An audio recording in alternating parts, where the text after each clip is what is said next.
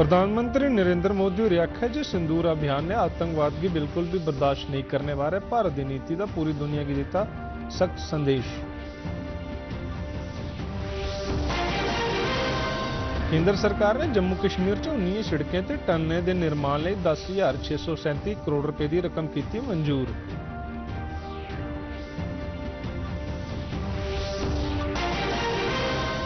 Lieutenant governor उनकी अध्यक्षता च श्री माता वैष्णो देवी श्राइन बोर्ड की 75वीं बैठक च यात्रुओं की सहूलत लई लैते गए महत्वपूर्ण फैसले।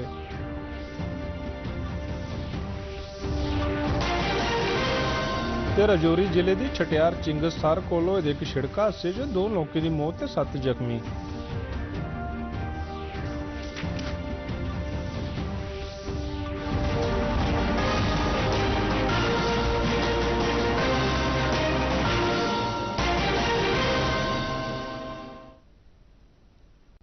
नमस्कार, मैं साहिल बड़ियाल ते डोगरी खबरें तुंदा स्वागत है। प्रधानमंत्री नरेंद्र मोदी होरें आख्या सिंदूर अभियान ने पूरी दुनिया च संदेश दिता है जे भारत ने आतंकवाद की बिल्कुल भी बर्दाश्त नहीं करने की नीति अपनाई दी है। उन्हें आख्या जे भारत ने स्पष्ट कर दिता है जे उन्हें लोगों लिए इत्थै कोई थार नहीं है जेडे भारतीय नागरिकों की नुकसान पहुंचाते हैं। प्रधानमंत्री होर आज नवी दिल्ली च आयोजित 2 महान आध्यात्मिक ते नैतिक नेताएं श्री नारायण गुरु ते महात्मा गांधी उनके विचकार होई दी ऐतिहासिक गलबात के शताब्दी समारोह की संबोधित करा करते हैं। ये गलबात केरल के शिवागिरी मठ च 100 बरे पहले हुई ही जिन्हें स्वतंत्रता आंदोलन की एक नवी दिशा दी ते कन्ने जेड़ी विकसित भारत की यात्रा की प्रेरित कर दी है।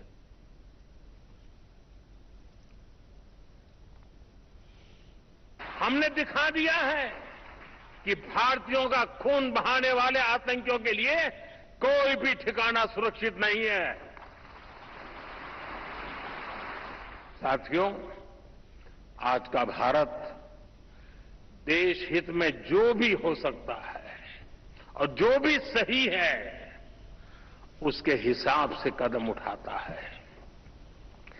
आज सैन्य जरूरतों के लिए भी भारत की विदेशों पर निर्भरता लगातार कम हो रही है। हम डिफेंस सेक्टर में आत्मनिर्भर हो रहे हैं और इसका प्रभाव हमने ऑपरेशन सिंदूर के दौरान भी देखा है। हमारी सेनाओं ने भारत में बने हथियारों से दुश्मन को 22 मिनट में घुटने टेकने के लिए मजबूर कर दिया।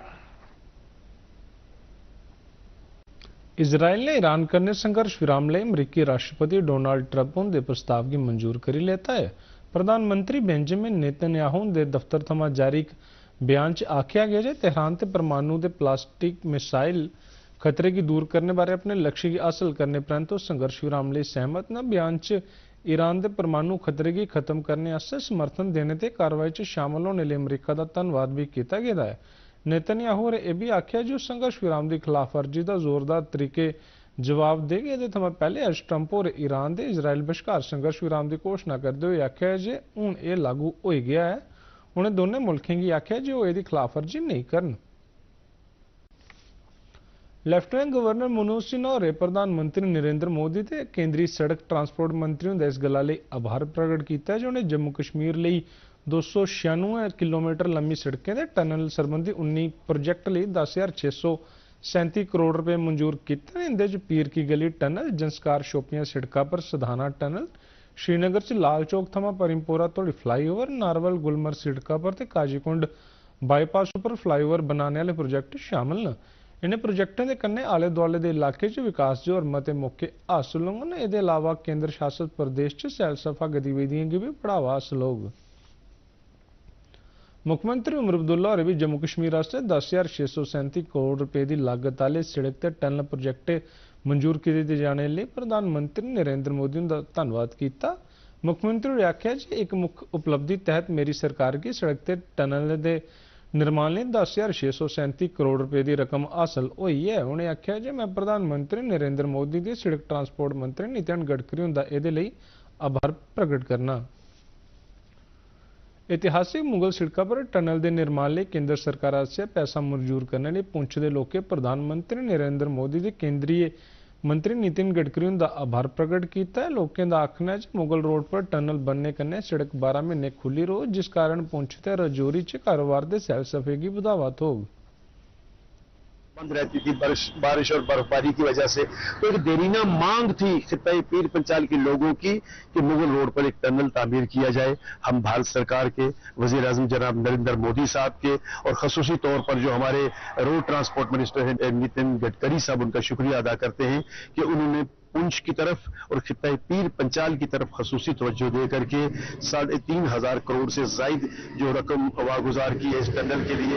पहले पुंछ और पूरा खित्ता पीर पंचाल जो है वो भारत सरकार का धन्यवाद करता है। यूनियन गवर्नमेंट का मैं अगर विजन की बात करूं तो ये इतना बड़ा विजन इस टनल के माध्यम से हमें दिखा है, क्योंकि जो पीर पंचाल रेंज है, राजौरी पुंछ एरिया है, जो इस एरिया में बहुत पोटेंशियल है टूरिज्म का।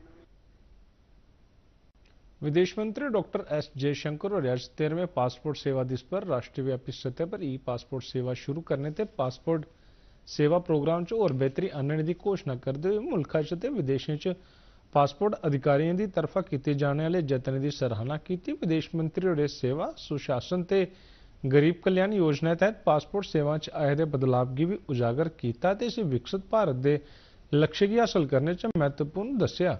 उन्हें आख्या जे त्रैवे शासन के मुख थंम न जेड़े असेंगी विकसित भारत पासे ले जांगन। चीन के शहर क्योंगिडाओ च कला थमा शुरू हुआ करदी शंघाई सहयोग संगठन रक्षा मंत्री की बैठक च रक्षा मंत्री राजनाथ सिंह होरें भारतीय उच्च सतह के दल की अगुवाई करन। 2 ध्याड़े दे इस बैठक च संगठन के रक्षा मंत्री आसेआ क्षेत्रीय ते अंतरराष्ट्रीय सुरक्षा, आतंकवाद विरोधी जतन ते रक्षा मंत्री बश्कार सहयोग गी बधाने बारे चर्चा किए जाने की संभावना है।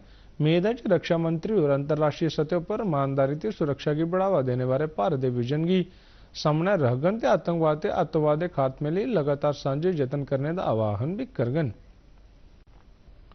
भारत ने इजरायल ते ईरान बश्कार चले दे फौजी टाकरे दौरान सिंधु अभियान तहत अज बडलै 292 और भारतीय नागरिकों की ईरान थमा सुरक्षित तरीके वापस मुल्क पजाया है। हवाई उड़ान भारतीय समय मुताबिक बडलै 3:30 बजे नवी दिल्ली पुजी।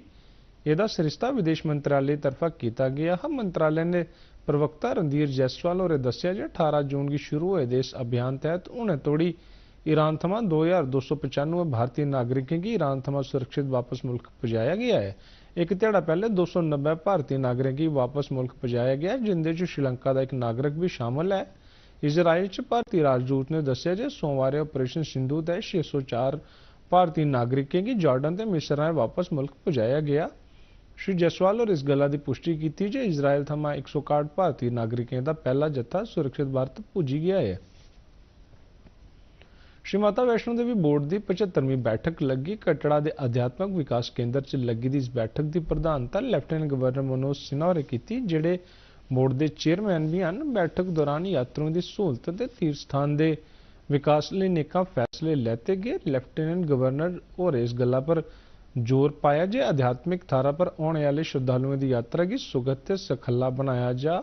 वैष्णो देवी यात्रा के सफल प्रबंधन की यकीनी बनाने च भूमिका निभाने वाले सबने लोगों का बोर्ड की तरफा धन्यवाद किया गया। काफी अहम फैसले लिए गए जिनका मकसद श्री माता वैष्णो देवी की यात्रा पे आने वाले श्रद्धालुओं को और बेहतर सुविधाएं देना है।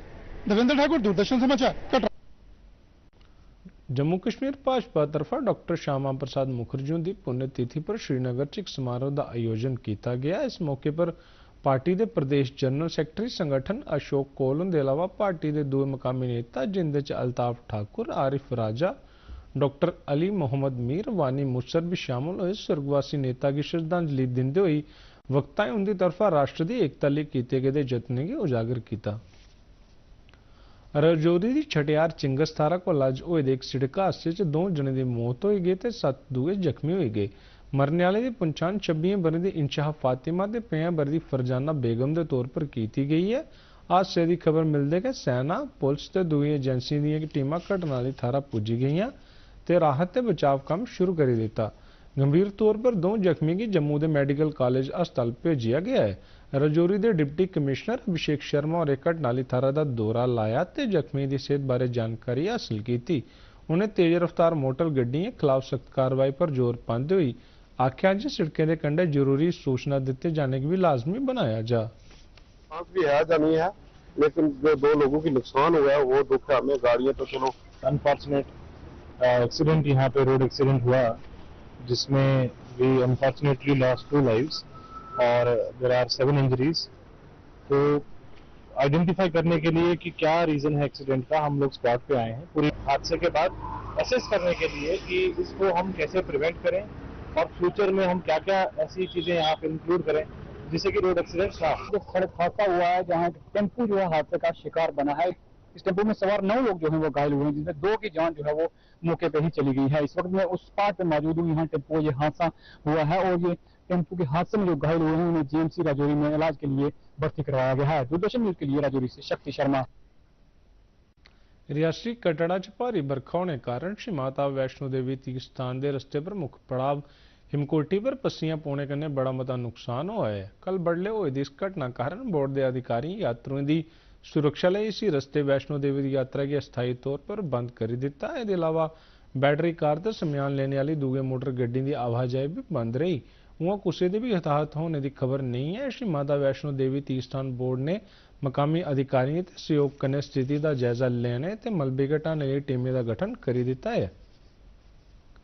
जम्मू की additional deputy commissioner Anasuya Jamwal होरें जिले च मुहर्रम बनाए जाने लिए किए जा करदी तैयारियों का जायजा लैने ते उन्हें खीरी रूप देने आस्तै एक बैठक की प्रधानता की।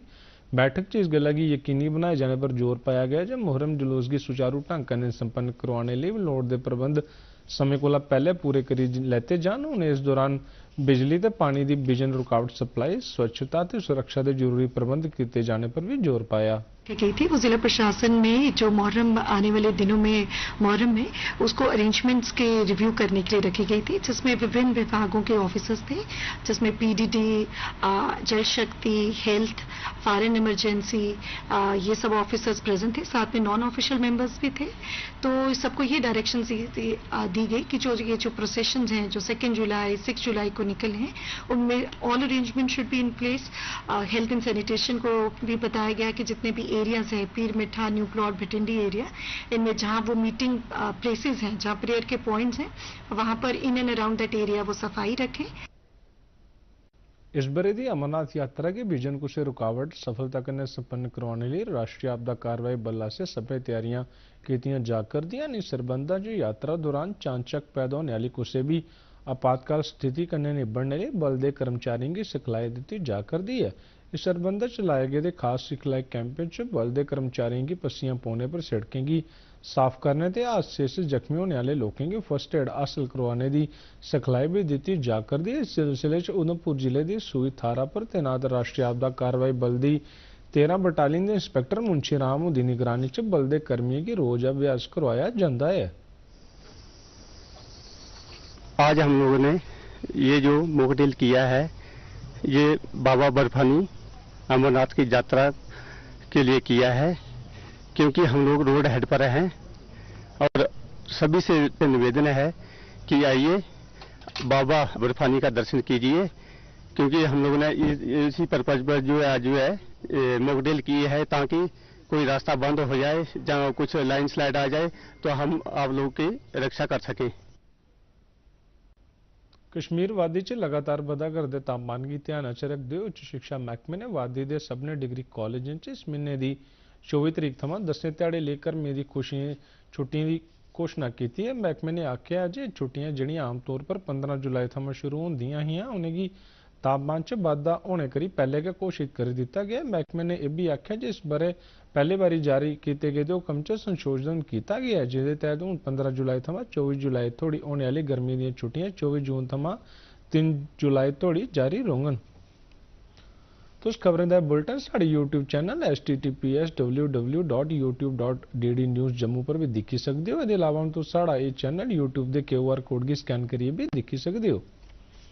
मौसम विभाग की सूचना मुजब जम्मू च पिछले 24 घंटे दौरान बदोबद तापमान 34.1 डिग्री सेल्सियस जबकि घट्टोघट्ट तापमान 37.3 डिग्री सेल्सियस दर्ज किया गया।